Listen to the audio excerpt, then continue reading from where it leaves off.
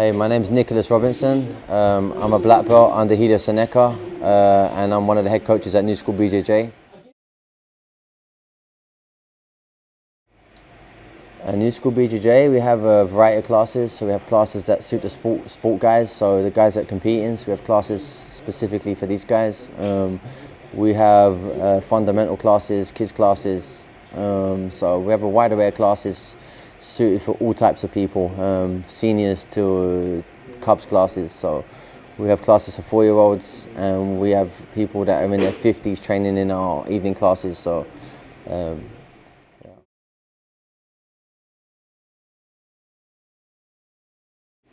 That's a good question. So I think it does help to compete as a coach, not necessarily to be successful, but just to understand like what competing entails, the sacrifices, the training, the preparation, the lessons you can learn from that. And advice to my students is, especially from white and blue, is enjoy the journey, enjoy the experience. You know, it's a very great privilege in life to be able to step up and compete and test yourself in that manner. So I think just to keep the fun aspect in it. Obviously when you get to purple belt, I look at purple belt as professional level. So I think once you get to that level, then it gets a bit more serious. So then we have to start to make sure people are eating right and sleeping right, and everything is in place to help them achieve what they want out of the sport, whether that's to win the world championships, you know, whether it's just to compete, to test yourself, to test your adrenaline, stress levels, things like that, you know. So my advice to the new guys is just to enjoy, and then obviously I get a bit more serious with the purple belts, and making sure that they're sacrificing and their discipline's on point.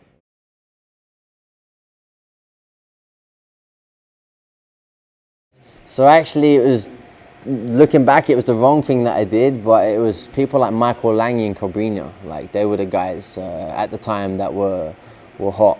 And my main training partner, Daniel, at the time, he was working a lot of that spider game and stuff like that. So I gravitated towards that.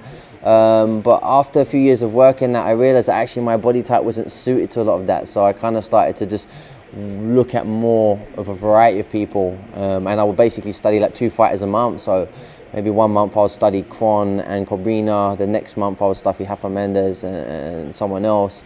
So initially it was more like Michael Lange and Cobrinha and the smaller guys. Then I started to kind of realize I needed to look at more people, my own body type, and just basically try and take bits off every athlete. So, but I'll probably say them guys initially, it's probably Cobrinha and Michael Lange. I was privileged to train with them early on as well, so they inspired me a lot through white and blue belt.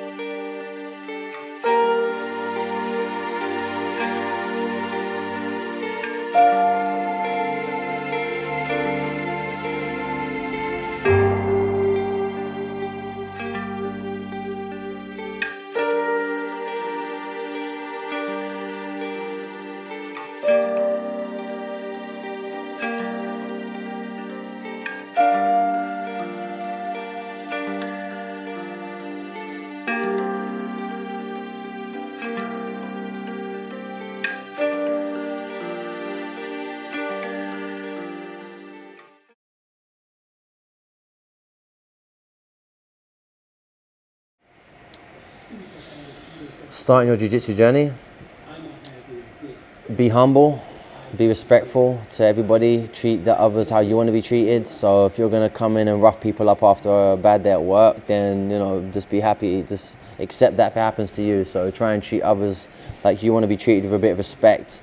Respect your peers, enjoy. Make sure you look after your body. I mean, albeit jiu-jitsu is healthy, it's a healthy lifestyle, it can have its downfalls, your body, your joints, soreness. So I think to combine jiu-jitsu with yoga and core activational work, mobility stuff in the gyms, very key as well. So I do advise a lot of my white belts is don't treat jiu-jitsu as your fitness. Jiu-jitsu is a martial art, and you're going to learn great things and you're going to get fit doing that, but that is going to be detrimental to your body in some ways. So I would say that try to balance your jiu-jitsu with core work and mobility work, and just to make sure that your jiu-jitsu journey continues, because I've seen a lot of jiu-jitsu journeys cut short from injuries, especially backs, knees, necks, shoulders, And so I think the more strength and mobility you have in your body, the longer your jiu-jitsu journey is, and the more chance you have of achieving a black belt, you know, because I've seen many great practitioners over the years, so, you know, I used to look up to, and a lot of their jiu-jitsu journeys ended because of injury, you know, like, so that's one thing I'd advise early on to the guys starting jiu-jitsu, is that take your strength and conditioning stuff serious. Not strength and conditioning, that's probably one. Mobility and well-being, human optimization, like eating well, sleeping well, and making sure that, you know, you have good mobility in your joints that you're going to be using for jiu-jitsu, you know, hips, knees, shoulders, neck, making sure there's just a core strength there, you know. I'm not talking about lifting heavy weights and stuff like that, you know, just body weight, and yeah, so just that really.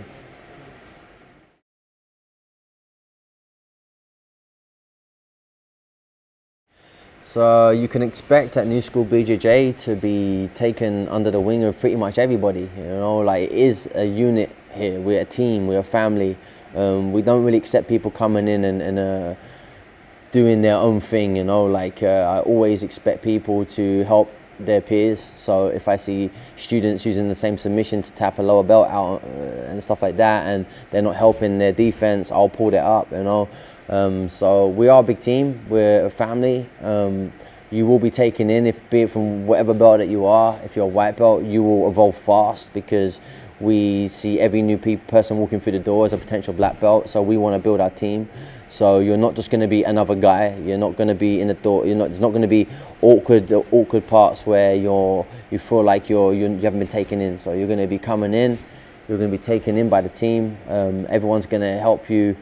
From the students to the teachers, we have a big team of black belts in every class, so not just the instructor, but we always have a team of black belts assisting, walking around, so there's a lot of attention, and all the higher grades are always helping out the new guys as well. So you know, we even allow some of the white belts to, if they're super keen, to get involved in open mats where we have the competition guys training and stuff like that. You know, we have white belts that have joined in the last 12 months, and now they're training with the high-level athletes like 5-6 days a week because they're keen and they want to do that. And we will give you the opportunity to do whatever you need to. You know, there's no dictatorship here.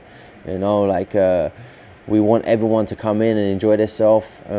We have people competing. We have people that are coming in just to de-stress from a day's work. You know, we're not going to force people to train the 2-hour classes. We're not going to force you to do every round of sparring. We're going to allow you to get your water in between rounds. So it's basically, we're going to cater for everybody and cater for everybody's goals. You know, whether that is want to be a high-level competitor, or whether you just want to come in to de-stress, lose weight, or if you just want to come in and sit on the sides and socialize. You know, today we had a class, a bunch of people are tired, but they're just hanging out on the sides, you know, and it's a good atmosphere. And as I said, people are just coming in to enjoy themselves, and it's a community thing.